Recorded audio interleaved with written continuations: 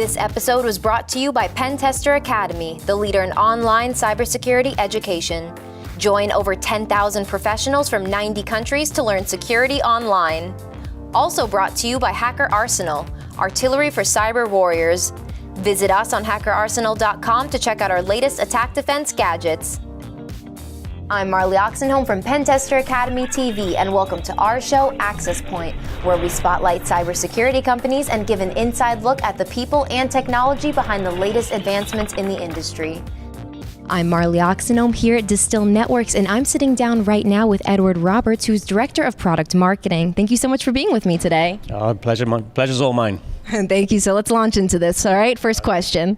Okay. Can you tell us about the founding of Distil Networks? Who are the founders? How did they meet? And why did they decide on this idea? Yeah, sure. So the company was founded in 2011 and really by sort of high school friends. And they saw a gap in the market. So that's Rami, Andrew, and Engin. They saw a gap in the market where the existing tools to solve sort of bot problems, as people thought of them then, was either a volumetric DDoS solution or a web application firewall. And they realized that those products weren't satisfying the actual threat that they were seeing. And so there was a gap in the market, and that's what they founded Distil based on.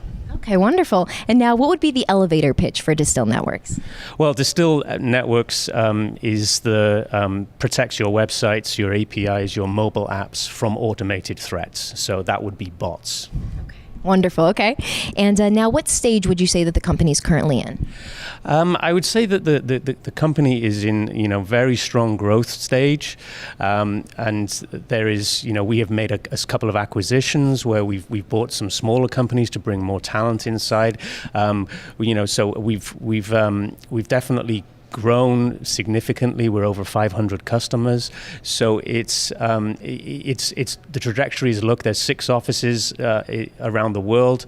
We've got offices in the UK, in San Francisco, Arlington, Sweden, and Detroit. Wow, nice. Never should forget Detroit. Wonderful. Okay. And now speaking of customers, who uses your product currently? What does your customer base look like? Well, it's interesting because anybody who has a website or a mobile app or uses APIs is potentially a victim of bots, because you should realize that half the internet's traffic is comprised of automated threats that we call bots. So if you think about that scale, there's pretty much they're on every website. So we're protecting those people from being abused by bots. And some people are confused by what bots do. So when we explain that bots do things like they will scrape your prices. And so a competitor might scrape your prices on your public website and then make sure that they beat your price. So that would be an example of a behavior that a bot does. So other ones would be a bot might be used to, launch, say, 1 million stolen credentials of usernames and passwords against a login page, but they would use it to go and check login pages across websites around the internet.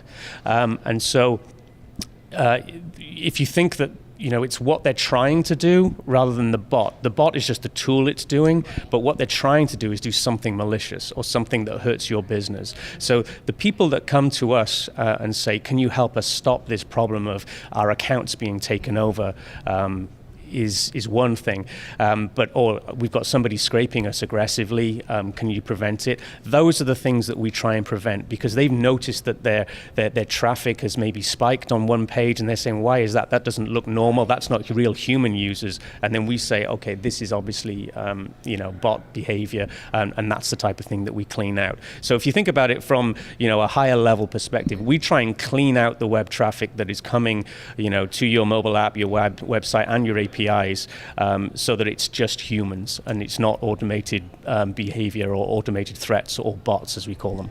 Okay, got it. Wonderful. And now I know web-based automation bots have been around for decades, so why are these such big threats? Well, as you can see, what they're doing is basically performing scams on that business. They're trying to do something, to take advantage of something that they've put on the website that was there for a customer's experience. There might be a feature there, that is the pricing is there so that you will make a decision to buy, and somebody is exploiting that and saying, well, I can beat their pricing because I can just scrape it, and you can go around the world and scrape anyone's prices and beat them, and you might win then in the SEO rankings. So it might be a competitive play. So I think the understanding that there are scams that are happening, and bots are just a tool that is being used to do it. And if you can imagine that there is all manner of scams. For example, a bot could be used to log in to create an account on a website, and if that account gives you free money or free credits or a free play of a game or something, it could be used just to create a new account, generate the free credits, and then monetize it and take the money out, and it's not going to be any real business to you. It could be used to, we've all tried to book tickets to shows, for example, and we've tried to log in and we find that there's no tickets available, or we never get a successful purchase. That's because bots are being programmed to go right at that time it's available, and they're locking up all the tickets, so you can't get to them. So if you think about any way that the business could be abused on the website, that is what we're stopping. It's not really sort of looking at security flaws, which is what people traditionally think of as security products. It's saying, okay, you've put this functionality on your website, and somebody's just worked out a way to exploit it and sort of abuse your business.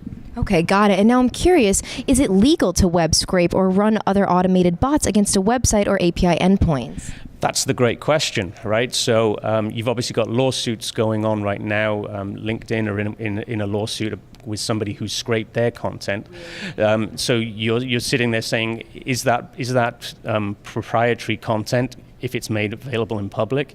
Is your pricing that you put on your website proprietary content? There's that gray area of you've put it in public, everybody can go and read it. Does that mean that it is illegal if I scrape it? That's for the lawyers to determine. What it is, though, is it's a real problem for businesses. If you have proprietary content, if you have pricing information, if you have product listings, or if you had classified ads or something that you've generated and somebody else is scraping it, that's a competitive problem for you. So whether it's legal or not is one thing.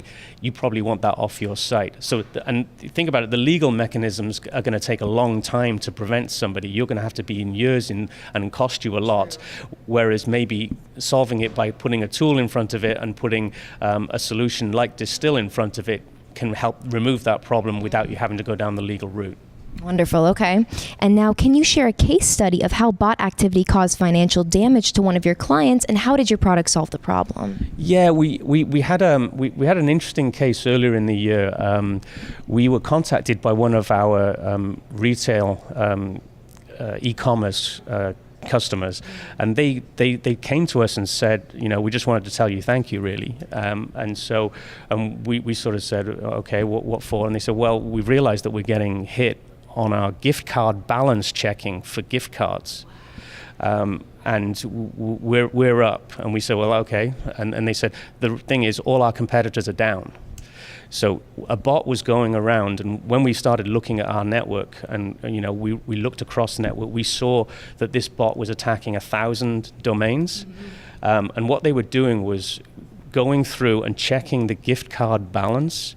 There's a feature on the website, check it, you put your number in and you can get your gift card balance. They were just enumerating through different numbers, a bot was doing it, and seeing which cards had balances. If you had a balance and you have the number, now you can go and buy something. And so, the amount of money that was being defrauded just by this simple feature, it's put on the website, and we probably all said that's a great feature to be put on there, but somebody's worked out a way, how can I get the money out of it? Because a lot of people leave money on gift cards. So it's an interesting, case study of no one knows how much they actually defrauded out of that. We saw it across, as I said, 1,000 domains.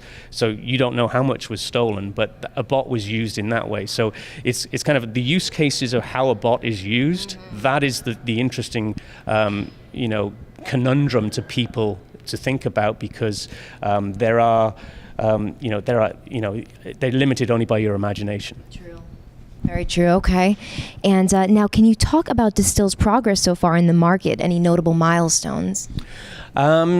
Yeah, we've acquired recently an interesting company called Are You a Human, and that's in Detroit, and we've brought them under the Distil umbrella, and a really sort of great acquisition, because it has an interesting addition to what we were doing.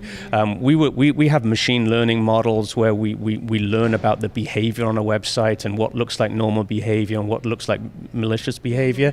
And one of the things that the Are You a Human acquisition brought has added this biometric approach to looking at malicious behavior. So a human sort of moves their mouse in a certain way, they click in a certain way, and it's sort of got a randomness about it, whereas bots tend to be very linear and move to the next button and click and do this.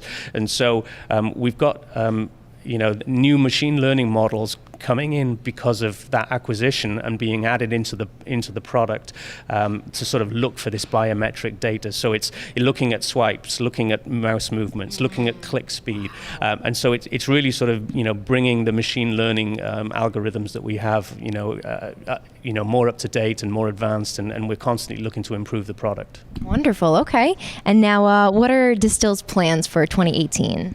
I think it's we're definitely seeing that there are markets that are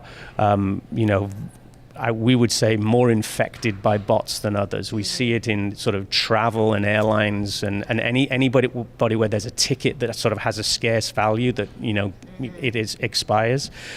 We see it in ticketing in terms of buying concert tickets and things like that. We have one of our major customers is StubHub, and so protecting tickets is definitely a big area for us. E-commerce, because of the nature of there's always accounts in there that are trying to be defrauded. There's credit cards in there that people are trying to exploit. So any e-commerce, there's price scraping going on between e-commerce companies that is definitely a problem.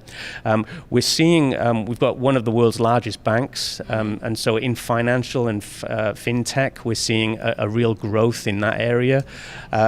Also in healthcare, we've got one of the world's largest insurance companies, health insurance companies. They're looking to use us, and so we're expanding into certain areas, but really solidifying where we've been successful, and really we're in front of I think it's almost 100 airlines today, and so we've got areas that we are very strong, but we're definitely expanding and going into other areas as well. Very nice. Okay. And lastly, are there any other interesting things that you'd like to highlight about the company?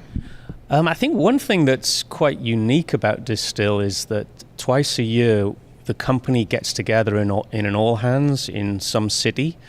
And we get together as a company and we spend a week working together, updating the company and bringing everybody together. We've obviously got these offices across the world, so it's really good, and it's sort of unique, I think, in the business world to bring everybody together so that they can have this functioning working week. So we've got one of those coming up soon. So it's kind of a unique cultural thing that about Distil that's I think a very positive one.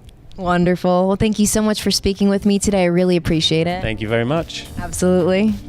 And that's all the time we have for today, so be sure to tune in next time for another episode of Access Point. Also, make sure to subscribe to our YouTube, Twitter, and Facebook so you don't miss out on any of the latest cybersecurity news. This episode is brought to you by Pentester Academy, the leader in online cybersecurity education. Join over 10,000 professionals from 90 countries to learn security online. Also brought to you by Hacker Arsenal, artillery for cyber warriors. Visit us on hackerarsenal.com to check out our latest attack defense gadgets. Thanks for watching, and we'll see you next time.